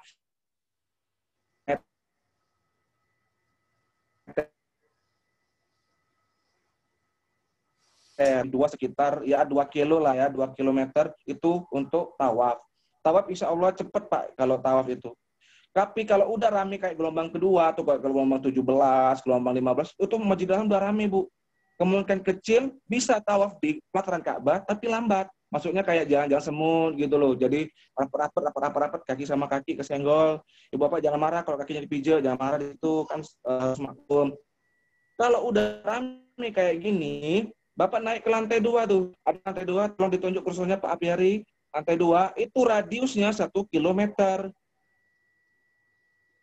Bukan sholat, tapi tawaf. Jadi tawaf itu 1 kilometer. Kalau dikalikan 7, berarti 7 kilometer. Kalau ini padat. Tapi biasanya pernah kejadian tahun 2000, saya lupa 2000 berapa, seolah-olah jemaah itu tidak bergerak. Karena kenapa? Saking padatnya orang mau tawaf. Nah, Askar nanti akan mengarahkan Ibu ke lantai 2 kalau seandainya pelatarannya penuh. Wah, bisa bayangkan loh, itu sampai jemaah, saya pernah lihat jemaah tawaf di lantai 2 itu kayak mandi Bu, basah badannya. Kemudian next sa'i. Sa'i, next. Next, nah ini sa'i. Sa'i ini total sekitar 3 kilometer. Jadi satu trek itu sekitar 700 meter, kemudian 7 kali. Nah, yang bikin beratnya itu, kan Safa Marwah itu kan nanjak Bu ya. Nanjak, itu kita harus ancang-ancang. Itu kalau perjalanan 9 jam, kemudian tawaf, sa'i itu lelahnya luar biasa ya Ibu Bapak. Kemudian dari Madinah juga gitu kan. Perjalanan itu saya berpesan ibu-ibu yang mabuk darat, mabuk udara itu siapkan antimu. Karena kenapa saya pernah dapat jemaah itu mabuk udara, mabuk darat itu sampai ke mana? Ke Madinah sampai ke asrama haji dirawat dulu. Nah, jadi ibu kalau mabuk darat bawa deh antimu, obat anti muntah. Ini jadi kalau sa'i itu benar-benar kaki itu kayak pedes gitu. Jadi naik ke sofa, turun lagi dari sofa. Nah, ini lari kecil, udah lewat lampu hijau, nanti jalan, naik lagi ke Marwah. Sudah itu naik tanjakan, turunan lagi, jadi benar-benar lelah. Kemudian selesai tahallul, menunggu waktu Arafah, wukuf. Next. Nah, sembari Bapak Ibu menunggu wukuf, itu kalau masih ada waktunya panjang atau awal-awal kloter, pasti banyak sekali jemaah-jemaah yang ingin umroh sunnah. Umroh sunnah itu kalau ngambil mikotnya di Makkah itu Tan'im. Biasanya kalau yang pertama itu masih ditemani itu sama ketua kloternya, sama pembimbing ibadah hajinya, ditemani, ambil mikot, kemudian umroh. Tapi kalau udah sekali diajarin, biasanya jemaah pergi sendiri tuh naik taksi atau nyewa satu tim, satu travel gitu berangkat. Kadang kan jemaah itu kalau jemaah di Jawa tuh seminggu tuh bisa 3 kali umroh. Saran saya sebelum tanggal 8 Zulhijjah, nanti kalau di Arab sudah nggak pakai bulan Masehi lagi ya Bu ya. Udah ini tanggal berapa nih? Berapa Zulkaidah nih? Sudah Zulkaidah kan Zulhijjah tuh. Nah 3 hari atau 5 hari sebelum hari wukuf, saya sarankan Ibu Bapak untuk istirahat dari umroh sunnah. boleh deh kalau mau ke sholat ke haram. Sholat subuh, kalau ibu pengen di pelataran Ka'bah, itu jam 3 subuh. Itu harus berangkat dari hotel. Kalau sudah berangkat dari hotel, lewat dari jam 3 subuh, itu nggak bisa dapat lagi pelataran. Udah di lantai 2, udah nggak kelihatan. Tuh sayang loh Bu ya, kalau sholat di Masjidil Haram tapi nggak lihat Ka'bah tuh sayang banget. Karena kenapa? Ibu daftar haji nunggunya lama. Setelah itu mau daftar lagi, nunggu 10 tahun lagi baru boleh daftar lagi. Jadi manfaatkan waktu yang ada. Kemudian juga itu kalau sholatnya sih sebentar ya Bu ya, sholatnya paling cuma 15 menit, tapi perjalanan menuju ke situnya, pulang menuju ke hotelnya yang lama. Makanya 3 hari sebelum Arafah biasanya saya sarankan jemaah-jemaah Indonesia untuk istirahat, sholat aja di masjid. Ada di setiap hotel ada masjid nanti Bu, ada musola, biasanya ada masjid, sholat di 3 hari sebelum Arafah. Kenapa? Nah, di sini kita akan bahasnya. Tanggal 8 Zulhijjah, seluruh jemaah Indonesia bergerak ke Arafah. Itu yang tidak tarwiyah. Yang tarwiyah tanggal 7 ke Mina. Nanti ada tuh seluruh jemaah Indonesia yang tarwiyah. Tanggal 9 Zulhijjah dikenal hari Arafah atau wukuf, setelah itu bergerak ke Musdalifah. Jadi tanggal 8 ibu bergerak ke Arafah, 8 Zulhijjah, nunggu tuh besoknya itu Arafah. Yang kata orang Arafah, hari Arafah, wukuf. Haji itu ada Arafah, itu. Jadi besoknya ibu bergerak ke Musdalifah. Nah, jadi dari pagi fajar sampai sore itu adalah hari Arafah, berdoa situ banyak-banyak. Itu kalau teman saya tuh satu kamar kemarin dia nulis tuh Bu di kertas, saking banyaknya doa dia nulis tuh di kertas, tulis. Nah, ibu bapak saya sarankan nulis tuh kalau lupa nulis di kertas. Doa-doa siapa, titipan siapa gitu. Menjelang tengah malam. Nah, jadi habis tanggal 9 pagi Zulhijjah sampai habis maghrib, ibu bergerak ke Musdalifah tanggal 10-nya tuh sampai tanggal 10 tengah malam. Jadi sampai menjelang tengah malam, ibu bergerak lagi ke Mina. Artinya jemaah haji berpindah 3 tempat dalam satu malam. Ini masalahnya satu maktab itu kayak WO ya, wedding organizer. Jadi satu maktab itu ada maktab 55 atau 56, itu isinya sekitar 6-7 kloter. Itu diundi. Jadi berangkat ke Arafah siapa duluan? Karena kenapa? Bisnya cuma dijatai 2, 450 jemaah dijatai 2 bis. Jadi pet-petan, ibu jangan sampai enggak mau penuh pet-petan. Jangan Bu, masuk. Karena kenapa? Setelah berikutnya nunggunya lama. Saya alhamdulillah dapat undian pertama, diundi itu sama orang maktab, diundi dapat undian pertama. Kemudian ada teman saya tuh dokter dari Jakarta, JKD, dia dapat undian terakhir. Jadi saya sudah selesai, jemaah saya sudah selesai melempar jumarot. Yang pertama tuh Aqobah. Itu selesai kan jam 4 itu sudah tahalul, sudah botak, licin. Teman-teman yang dari jam 7 baru turun dari bis tuh bayangin Bu. Setengah hari loh dia kena macet. Next Pak dari. Ini Arafah. Kondisi tendanya Ibu. Next Pak Dari. Ini kalau boleh ditebak-tebak ini di mana lah Ibu? Ya benar di Jabal Rahmah. Ini Jabal Rahmah karena kenapa? Menurut hadis yang masyhur Nabi Muhammad itu wukufnya di bawah Jabal Rahmah. Ini semuanya manusia nih Bu. Semuanya manusia. Jadi semua saya nggak tahu jemaah Indonesia ada nggak di situ. Karena kenapa? Biasanya yang nggak dapat tenda ini kayak bahasa kerennya sekarang ini haji backpacker gitu loh. Biasanya dari Kuwait, dari Qatar, dari Oman itu kan dekat Arab Saudi naik bis. Sebelum hari H itu naik bis, kemudian di jalanan itu nggak dapat tenda tuh jalan sini nih. Next Pak Yari.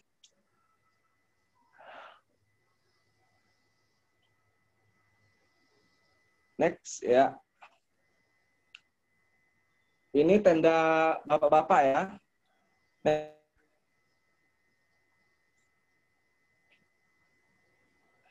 Ini Musdalifah sampai kloter terakhir datang itu ada sekitar 2-3 jam untuk istirahat, untuk tidur. Saya sarankan untuk istirahat. Nah, setelah ibu taruh koper, itu bawa baju untuk 5 atau 6 hari, ibu taruh di tenda, ibu berjalan tuh sekitar 3 kilo. 3 kilo berjalan untuk lempar batu yang pertama itu di Aqobah. Jadi ada 3 lemparan, ada ulah Aqobah. Ibu saya yang muda aja begitu capeknya, apalagi maaf yang sudah berumur, tua gitu kan. Jadi benar-benar latihan fisik berjalan. Kenapa? Itu luar biasa. Kenapa? Kita tuh senang tuh petugas-petugasnya. Oh, sebelum Arafah tuh sedikit sekali yang berangkat, yang masuk rumah sakit, yang meninggal. Tapi setelah Arafah, Musdalifah dan Mina, semuanya sakit, semuanya terkapar, hampir meninggalnya kayak susu-susu rasanya. Jadi benar-benar kelelahannya, benar-benar faktor kelelahan lah yang menyebab banyak jemaah haji yang tumbang. Ini kondisi di Mina. Jadi lumayan sempit ya. Setelah puncak haji selesai, ada jemaah yang nafar awal dan nafar tsani. Nafar awal itu pulangnya tanggal 11 Zulhijjah, nafar tsani pulangnya tanggal 13. Maka seluruh jemaah kembali ke Mekah untuk melakukan tawaf ifadah. Masalahnya nafar awal itu tidak ada bis sholawat, tidak ada taksi yang lalu lalang di kota Mekah. Jadi kalau ibu bapak nafar awal pulang tanggal 11, itu untuk ke Madinahnya jalan lagi untuk melakukan tawaf ifadah dan sa'i. Jadi sudah lempar Jemarat, ada namanya tawaf ifadah dan tawaf sa'i. Sa'i. Next Pak Dari. Haji sehat, haji mabrur. Saya berpesan kepada jemaah KBA Multazam untuk pertama melakukan latihan fisik, kebugaran, benar-benar nggak usah jogging, nggak usah nggak usah nge-gym, Bu. Cukup berjalan keliling Klompek gitu kan. Kalau rumahnya di Pelaju, jalan-jalan lah ke Jakabaring, pulang lagi ke Pelaju. Kalau rumahnya di Palima, jalan-jalan Terminal 12 pulang ke Palima. Karena kenapa? Gambaran seperti itu. Kalau di total ya. Kemudian Bapak Ibu sekalian perkuat lagi tuh manasiknya tuh. Gimana tuh sholat di pesawatnya bagaimana? Nanti di Mina nanti kan kita sholatnya juga di jamaah takhir gitu. Jadi diperkuat lagi manasiknya, diperkuat lagi ilmu agamanya. Nggak usah banyak-banyak bawa pakaian, nggak usah banyak-banyak bawa makanan karena dijamin di situ bawa makanan. Terima kasih, itu saja. Bila ada pertanyaan, boleh ditanyakan dari 5 narasumber. Semoga pandemi ini berakhir, kita berangkat bersama-sama, Ibu. Saya kebetulan TGK di Mekah, nanti insya Allah kami sambut di Mekah bersama Pak Yatiman, Dr. Kamaria.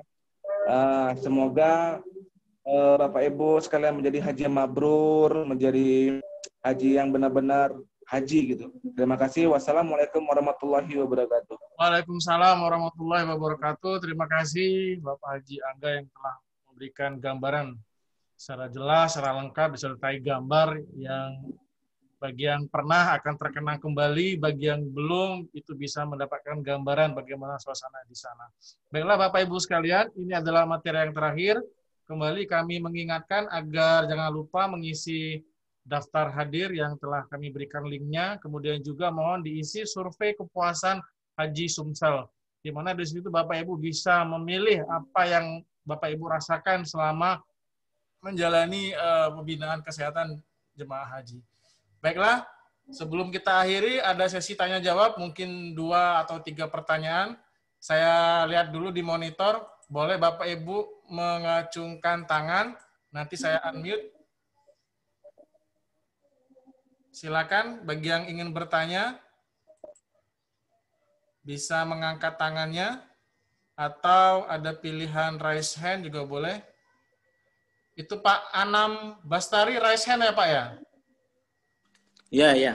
Silakan Pak Anam Bastari, kami persilakan Pak. Assalamualaikum warahmatullahi wabarakatuh. Waalaikumsalam warahmatullahi wabarakatuh. Pertama, terima kasih atas materi yang disampaikan. Ya, kurang lebih dapat bayangan untuk persiapan haji di tahun 2021. Yang ditanyakan mungkin agak di luar topik, tapi berkaitan dengan pertama, apakah untuk tahun 2021 keberangkatan ini akan dilaksanakan pemeriksaan kesehatan lagi? Dan kedua, kalau memang itu pemeriksaan kesehatan, gimana kami yang posisinya sekarang sedang berdomisili kebetulan di luar Indonesia, apakah seperti yang tahun kemarin untuk pelaksanaan cek kesehatannya, Itu aja sih yang untuk untuk yang dipertanyakan. Karena terkendala mungkin untuk kalau memang harus pemeriksaan kesehatan lagi, terbentur di jadwal pemeriksaan kesehatannya. Sekarang domisili di mana Pak Anam? Di tetangganya Saudi, di Abu Dhabi, Pak. Oh, Abu Dhabi, Masya Allah. Baiklah, Ya, mungkin ada teman-teman yang ingin menanggapi dari pertanyaan Bapak Anam Bastari. Kami persilakan untuk unmute teman-teman dari Dinas Kesehatan atau teman-teman petugas bisa memberikan gambaran terkait pertanyaan dari Bapak Anam Bastari. Kami persilakan teman-teman sekalian untuk menjawab pertanyaan tersebut. Mungkin kami pintakan kepada Ibu Dr. Fenty kali ya, untuk menjawab pertanyaan dari Pak Anam Bastari. Di sini saya lihat ada HFA nih, sudah saya kenal ini. HFA ini Bapak Haji Fauzuddin. Nah, saya sudah dapat bocorannya ini. Bolehlah mungkin nanti sebelum Bu Fenty, saya mintakan untuk Pak Haji Fauzuddin. Saya sudah dikasih kisi-kisi untuk menjawab pertanyaan dari Pak Anam Bastari. Silakan Pak Haji Fauzuddin dengan akun HFA. Silakan Pak. Baik, terima kasih Pak Yadi. Ya, jadi sesuai dengan pengalaman yang sebelumnya atau yang sesudahnya, setiap tahun ini terjadi seperti ini. Ya. Jadi nanti kita bisa dilakukan di pemeriksaan di negara mana dia berdomisili sesuai dengan standar yang ditentukan oleh Kementerian Kesehatan. Nah, setelah itu nanti hasilnya nanti dikirimkan nanti ke Dinas Kesehatan Kota Palembang kalau memang berangkat di Kota Palembang. Nah, tidak masalah. Kalau yang seterusnya tidak masalah. Ya, misalnya kalau sudah vaksin mungkin sudah selesai vaksin, tidak ada masalah. Ya, seperti itu aja. Jadi tetap bisa dilakukan pemeriksaan di negara di mana dia tinggal sesuai dengan standar yang ditentukan. Setelah itu hasilnya nanti dikirimkan ke Indonesia. Ya, terima kasih. Baiklah, terima kasih. Bapak Haji Fauzuddin ini adalah bekerja di Dinas Kesehatan Provinsi Sumatera Selatan dan yang beliau mengurusi masalah haji untuk wilayah Provinsi Sumatera Selatan. Terima kasih Pak Fauzuddin atas jawabannya. Insyaallah Pak Anam Bastari, mudah-mudahan terwakili jawaban tersebut Bapak. Oke, insyaallah. Alhamdulillah, terima kasih. Baiklah Bapak Ibu sekalian, ada pertanyaan lagi mungkin yang bisa kita diskusikan sebelum kita akhiri pertemuan kita pada hari ini.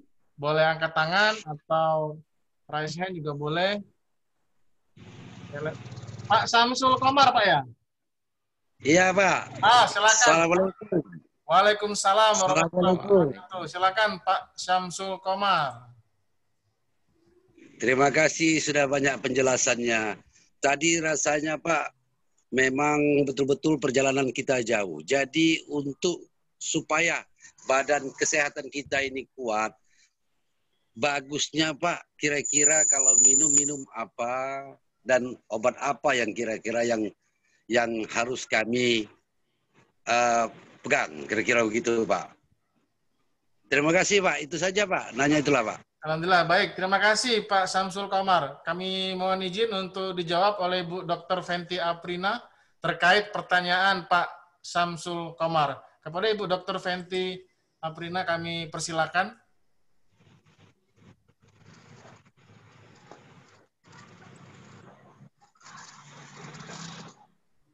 Baik, terima kasih Pak Arif. Assalamualaikum warahmatullahi wabarakatuh. Waalaikumsalam warahmatullahi wabarakatuh. Untuk Pak Samsul Komar. Ya. Nah, makan apa ya Pak yang supaya badan kita kuat itu? Tentu tadi sudah disampaikan oleh beberapa pemateri. Yang paling penting itu adalah kita menjaga kondisi tubuh kita supaya jangan terjadi dehidrasi, Pak. Jadi minum yang cukup, minimal 8 gelas sehari atau 2 liter sehari. Dan utamanya itu air zam-zam, Pak. Jadi air zam-zam itu apa ya? Isinya itu, komponennya itu sangat lengkap. Jadi air zam-zam itu merupakan air yang terbaik di dunia. Jadi diminum air zam-zamnya. obat segala obat, Pak. Jadi kalau di sini mumpung kita lagi di tanah suci, ya kita minumnya air zam-zam. Kemudian mengkonsumsi buah dan sayur. Ya, kemudian perlu juga vitamin-vitamin tambahan. Jadi seperti misalnya vitamin yang mengandung vitamin C-nya tinggi. Ya, seperti itu. Itu perlu dikonsumsi juga. Kemudian kalau kita menderita penyakit, jangan lupa untuk dimakan obat kita yang diresepkan oleh dokter secara rutin. Seperti itu, Pak. Dan jangan lupa juga, memang yang paling baik itu adalah konsumsi makanan kita sehari-hari. Jangan nanti makanan yang kita dapat, nasi kotak yang kita dapat nggak dimakan, jajannya bakso, makan bakso. Jadi habiskan dulu makanan yang didapat itu. Iya, iya. Makanannya kita ya, Pak ya. Terus jangan lupa, Pak, merokoknya dikurangin ya. Iya, iya. Jangan di sana nanti jadi ahli hisab. Iya, iya. Di stop, Bu, di stop. Ya. Oke, tidak ngerokok. Rokoknya. Di sana stop gitu. Stop. Ya. Alhamdulillah. Terima kasih, Pak. Ya, alhamdulillah. Terima kasih Bu Dr. Fenty yang memberikan tips jawaban singkatnya. Mungkin satu pertanyaan lagi, Bapak Ibu sekalian, calon jemaah haji. Kita angkat tangan atau pilihan raise hand-nya boleh. Kalau tidak ada, kita akan sudahi acara kita pada hari ini. Tapi sebelumnya kita ada foto bersama. Nah, foto bersama dari jarak jauh, ya. Nanti ada Bapak Ibu? Cukup ya? Baiklah, persiapan bagi yang pakai HP, kameranya diaktifkan, jadi biar bisa kelihatan muka Bapak Ibu sekalian untuk kita laporan ya, laporan ke Kemenak, laporan ke Kemenkes, bahwa Bapak Ibu sekalian sudah pernah mendapatkan materi tentang kesehatan haji. Baiklah, kita akan mulai sesi foto bersama. Oke. Saya akan tutup dulu ininya sebentar. Oke, siap. Slide pertama.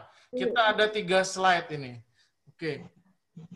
Oke, siap. Senyum Bapak Ibu sekalian. 3, 2, 1. Cekrek. Oke, tunggu dulu. Jangan bergerak dulu. Masih ada slide yang berikutnya. Ini slide yang kedua. Oke, siap. Posisinya. 3, 2, 1, senyum, cekrek. Iya, slide yang kedua. Kita pindahkan dulu. Bapak Ibu sekalian, ini slide yang terakhir. Oke, tetap senyumnya. 3, 2, 1, cekrek. Iya. Jadi ada 3 slide atau untuk peserta hari ini totalnya berjumlah 69. Tadi pernah mencapai 75.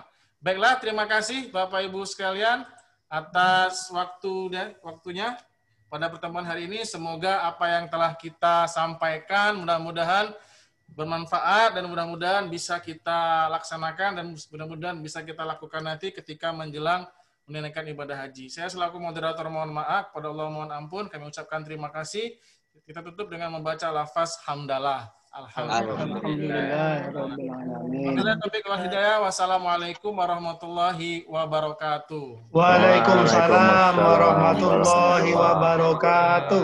Ya, Bapak Ibu boleh live, sambil live kita bisa boleh saya ulang lagi videonya, tapi Bapak Ibu boleh live sekarang nggak apa-apa.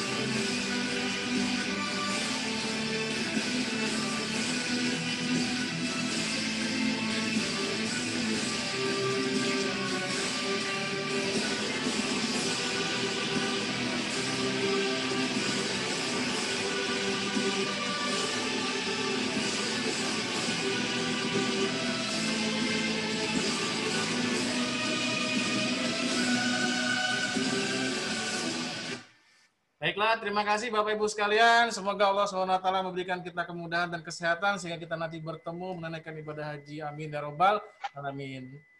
Assalamualaikum warahmatullahi wabarakatuh. Dadah Bapak Ibu. Waalaikumsalam warahmatullahi wabarakatuh. Waalaikumsalam warahmatullahi wabarakatuh.